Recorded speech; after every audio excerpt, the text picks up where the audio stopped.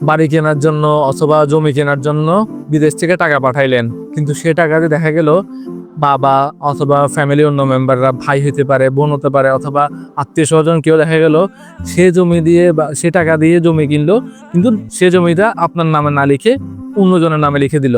আপনি বিদেশ থেকে এসে যখন আপনার জমি দিতে চাইবেন তখন আপনি হতাশ হয়ে গেলেন, কারণ হচ্ছে জমিটা আপনার নামে লেখা নাই অথবা বাড়িটা তো আপনার নামে লেখা না। এতে করে আপনি কষ্ট পাচ্ছেন, ডিপ্রেশনে পড়ে যেতে পারেন। তো এই সমস্যাগুলো কেন হয় আসলে?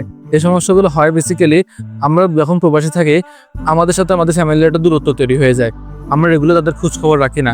অথবা এমনও হইতে পারে আমরা যে কষ্টটা করতেছি বিদেশি থেকে সেটা একজন বাবা অথবা ভাই, বোন বা যে কেউ ফ্যামিলি মেম্বার হতে পারে, সে বুঝতেছে না আমি যে কত কষ্ট করতেছি, নির্বাচনে জীবন কাটাইতেছি, ওখানে আমার কোনো ফ্রেন্ড নাই, কোনো রিলেটিভ নাই, কোনো টাকা পয়সা ঠিক নাই, এত কষ্ট করে আমি টাকা কামাইছি, সেটা হয়তো তারা বুঝতেছে না।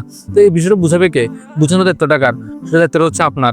আপনি তাদেরকে ফোন দিবেন, সপ্তাহে 1-2 বার করে ফোন দিন, ফোন দিয়ে তাদেরকে বুঝান যে আপনি কি অবস্থা আছেন, ভালো থাকলে ভালো, খারাপ থাকলে খারাপ, এবং আপনি যে টাকাটা পাঠাচ্ছেন সেটা ঠিকভাবে খরচ হচ্ছে কিনা সেটা খোঁজ খবর রাখেন।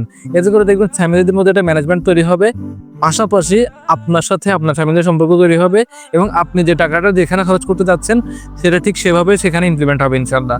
দেখেন, আপনি কিন্তু বিদেশে গেছেন পরিবারকে ভালো রাখার জন্য, এখন টাকা কামানোতে বেশি ফোকাস করতে গিয়ে পরিবারের সাথে যেন সম্পর্কটা বেশি ডিস্ট্রাক্ট না হয় সেদিকে অবশ্যই ফোকাস রাখবেন।